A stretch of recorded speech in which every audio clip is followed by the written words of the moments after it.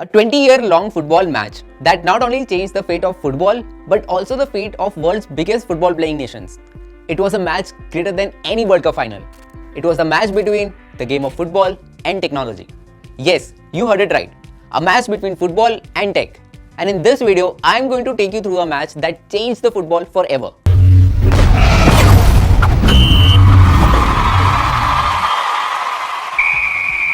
In the knockout stage of 2010 FIFA World Cup, England's Frank Lampard was denied an equalizer goal in the first half against Germany because none of the referees saw the ball crossing the line, but it was clearly visible on the cameras. But there was no goal line technology for the referees to verify their decisions. The football fans and authorities around the world were shocked, and Germany went on to the semi-finals of the tournament. But what if I told you the goal line technology that could have avoided this incident and changed the course of 2010 FIFA World Cup was already there? Yes, the current goal line technology provider of FIFA World Cup, Hawkeye Innovations Limited, first started working with Premier League football in 2006, testing their tech during non-competitive games with the permission of International Football Association Board. So, Hawkeye's goal line technology uses their object tracking algorithms, which is an application of deep learning that triangulates the position of the ball in real time, with the help of 14 high-speed cameras, 7 on each goal located around the stadium, to alert the referee within a second of ball crossing the goal line. But in 2008, International Football Association Bureau denied the use of any technology in football, which led to the Frank Lampard's disallowed goal in 2010. And this was football 0 and technology 1. And there goes the halftime whistle. Now, this was the moment football realized that it needs to change the strategy if it wants to make a comeback and win this match. So, in 2012, IFAB decided to reopen the discussion for goal line technology and officially amended the laws of the game to allow not only goal line technology, but any other technology that will protect the spirit of this beautiful game. Cut to 2022 FIFA World Cup. On 2nd December, two Group E group stage matches were simultaneously being played, because not only the result, but also the goal difference was going to decide who between Japan and Germany will be the second team to qualify for the knockouts, with Spain already being the one. Now, Germany needed two things to qualify.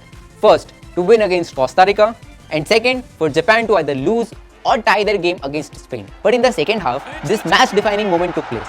This was Japan's tiebreaker goal against the Spain. What do you think? Is it a valid goal or not? Tell us in the comments. और यहाँ तक match देख ही लिया है तो subscribe भी कर ही दो. Now from this angle, to a human eye, it might look like the ball is over the line and out of play. And guess what? Who else had the human eyes? The referee who initially disallowed the goal. I mean, come on. From a referee's location, the judgment is way more complicated than what we can see on the screen. So, he called for a video assistant referee. Now, football has been ready for a challenging situation like this since 2018, when it introduced the video assistant referee tech in 2018 World Cup. VAR is a team of top video match officials who have access to all the super and ultra slow motion cameras with the top-notch image processing technology to provide the best angles for the on-field referee to examine this goal from different angles along with the sensor data from the ball. Yes, this year, football made a substitution and called in the connected ball as the official match ball of the tournament. This ball has a small sensor in it that sends data 500 times per second, which includes information like shot speed, spin rate, and even ball touches. That means no handoff God from now on. Bach gaye Maradona. Okay, coming back to the match. So, the referee verified these data points from the images and the ball to overturn his decision and allowed the goal to stand, beautifully avoiding an unjust decision and keeping the spirit of game alive, sending the Japan to a round of 16 and leaving the Jur in many tears, even after winning the match against Costa Rica. And that is an equalizer by football. Tech 1, football 1. In 2019, during the Tottenham vs Manchester City UEFA Champions League quarterfinals, Manchester City was denied a goal in the extra time of second half because of a misjudged offside after a VAR decision. Okay, so a player is said to be offside if he or she is closer to the goal than the last defender of the opponent when the ball is passed to them. This is a foul. But this incident showed that even if VAR is very useful to verify penalties, direct red cards along with various other fouls, it is not enough for a complex situation like an offside. In a field experiment where 3 professional assistant referees or linesmen judged 200 offside situations and made 40 errors, that is a 20% error margin. Reason being, it is very difficult for a linesman to see the passer and the receiver at the same time while tracking the ball in a split second. So making offside decisions is highly complex and the consequences can range from disallowed goals to losing the World Cup. But this year, the introduction of the semi-automated offside technology has taken the accuracy of offside decisions in the game to another level. Now, this technology uses 12 tracking cameras mounted around the stadium, only for collecting 29 data points of each player, including limbs and extremities, 50 times per second.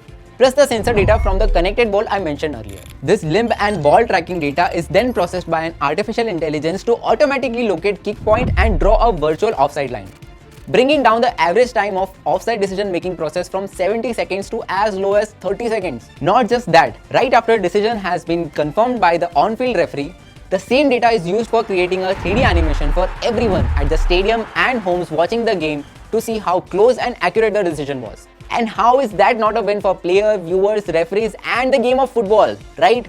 Tech 1, Football 2. Here we go.